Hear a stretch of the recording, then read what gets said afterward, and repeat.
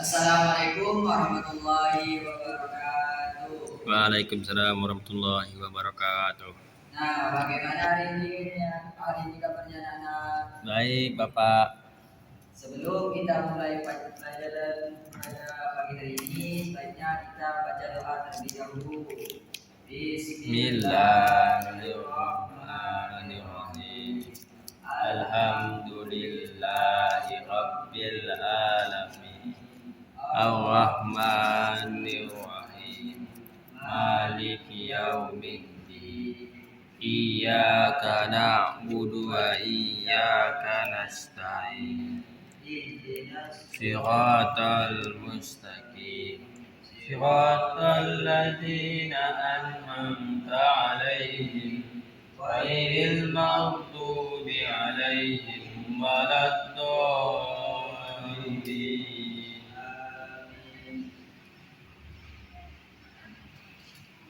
Baiklah, Bapak absen terlebih dahulu ya. Muhammad Zulfazli, Hadir.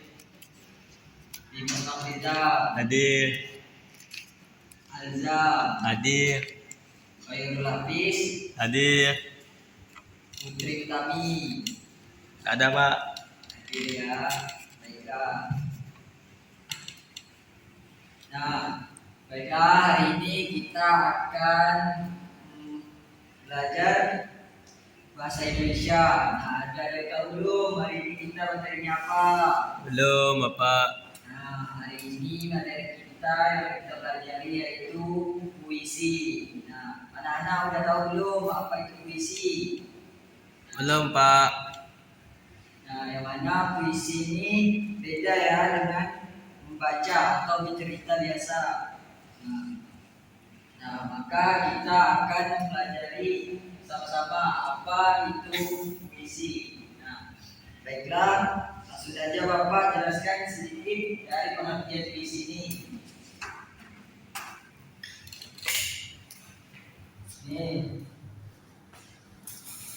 Ini adalah puisi. Nah, yang mana puisi ini adalah suatu karya sastra tertulis di mana yang isinya merupakan ungkapan perasaan seseorang penyair dengan menggunakan bahasa indah serta mengandung irama, rima, dan ritma dalam penyusunan barik dan lainnya. Nah, mungkin yang mana artinya puisi ini sangat berbeda dengan bacaan atau cerita yang pernah kita dengar, misalkan sebut tidur, cerita dongeng atau yang lain-lain. Yang mana puisi ini yang pasti mengandung dengan irama atau intonasi. Nah, yang mana membuat beda dari puisi dan cerita biasa ini, yaitu ada kata atau arti makna tersendiri. Terus ada tanda bacaan yang memperindah dari puisi atau kata-kata tersebut dan kata-katanya. Nah, selanjutnya yaitu ada unsur-unsur dalam puisi. Nah, puisi memiliki beberapa unsur yang mana ada tema, rasa, nada, amanat, dan kedua yaitu unsur lahir atau tersurat. Yang mana yang pertama itu ada diksi, imajinasi, tipografi, rima, dan majas. Nah, yang mana dari unsur-unsur ini yaitu tema. Nah, yang mana kalau kita pernah mendengar atau melihat orang berpuisi yang pasti yang pertama memiliki tema. Nah, contohnya seperti puisi hari kemerdekaan. Nah, itu misalnya ada temanya misalkan bendera merah putih. Nah, misalnya itu terus mengandung rasa yang mana disampaikan dengan intonasi yang sangat lembut atau yang bisa sampai pada pendengar. Terus memiliki nada atau intonasi. Nah, selain membaca puisi ini harus memiliki intonasi atau nada yang membuat perindah dari puisi tersebut. Terus amanat.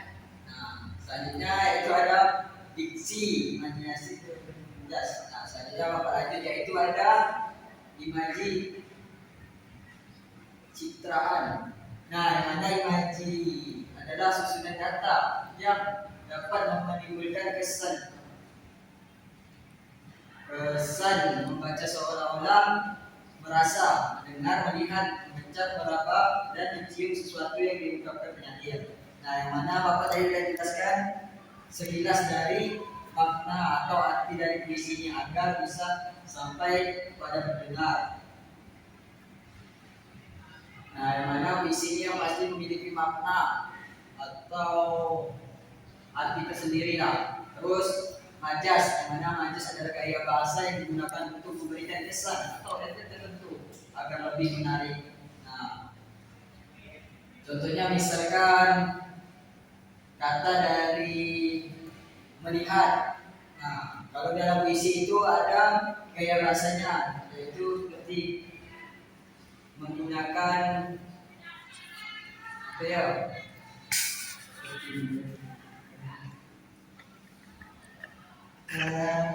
Melirik atau memaknai. Nah, itulah pokoknya dimana arti dari suatu kosakata itu bisa diubah dalam bentuk puisi ini agar terkesan menarik. Nah, selanjutnya yaitu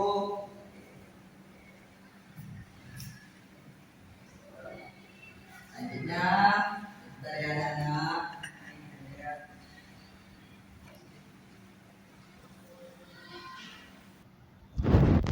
Nah, selanjutnya yaitu ada jenis-jenis majas.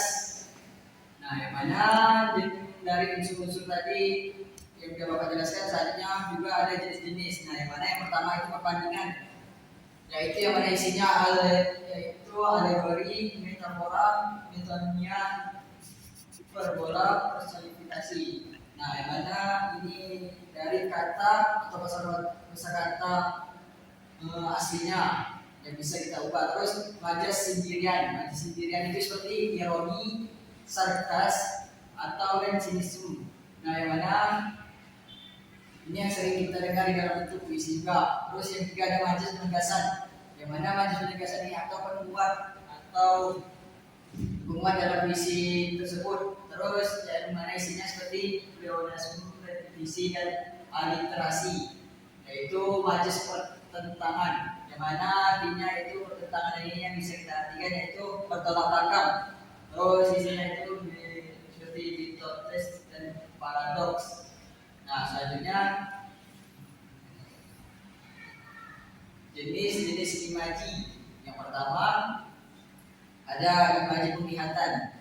Imaji penglihatan itu yaitu kata-kata dalam puisi. Dalam puisi itu memberi efek pada indera penglihatan kita. Contoh menggunakan tinggal ketik ini di dalam sini. Yang kedua, imaji pendengaran, yaitu jika kata-kata dalam puisi itu memberi efek pada indera pendengaran kita. Terus yang ketiga ada imaji penciuman, yaitu jika kata-kata dalam puisi itu memberi efek pada indera penciuman kita, yaitu hidung. Contohnya seperti menggunakan kata semerbak mewangi. Terus yang keempat itu ada imaji perabahan, di mana artinya jika kata-kata dalam puisi itu memberi efek pada indera perabahan kita, yaitu kulit. Terus yang kelima ada imaji secapan atau rasa. Jika kata dalam puisi-puisi itu memberi efek pada indera pengencat kita, yaitu lidah, atau jika memberi efek pada perasaan sampai hati kita. Contohnya manis gula, pahit madu.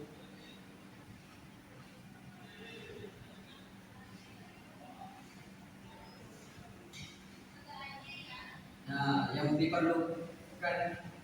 Nah, dalam puisi kita harus memperhatikan beberapa bacaan puisi, yaitu seperti pelafalan, intonasi, dan tempo. Terus ada volume dalam penyampaian, terus ada kelancaran dalam membaca puisi, terus ada diksi yang kita pilih agar menarik, terus ada mimik dan gestur yang akan membawa para audiens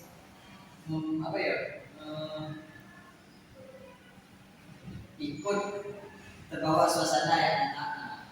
Terus ada pengertian nah mungkin ini saja yang Bapak bisa sampaikan mengenai puisi. Nah, mungkin yang kita dengar dari unsur-unsur, terus ciri-cirinya dan cara atau cara kita mempraktekkan atau membaca puisi itu. Mungkin di sini anak-anak sudah memahami apa itu secara spesifik apa itu puisi ya. Nah, baiklah.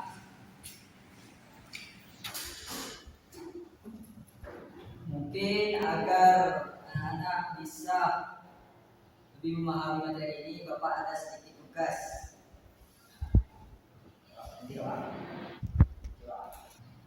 Nah, mungkin cukup sampai di sini saja pelajaran kita hari ini anak-anak. Mungkin semoga apa yang bisa Bapak sampaikan bisa kalian praktek atau mempelajari apa itu puisi. Nah, baiklah. Sebelum kita mengakhiri pelajaran kita pada hari ini, sebaiknya kita membaca doa terlebih dahulu. Berdoa dimulai. Bismillahirrahmanirrahim.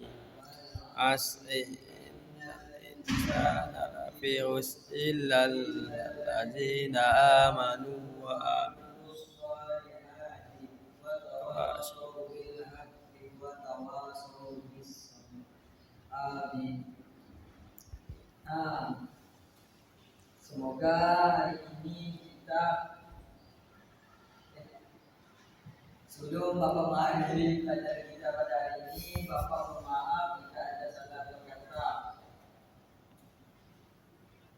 Baiklah, Bapak akhiri. Wassalamualaikum warahmatullahi wabarakatuh. Waalaikumsalam warahmatullahi wabarakatuh. Nah,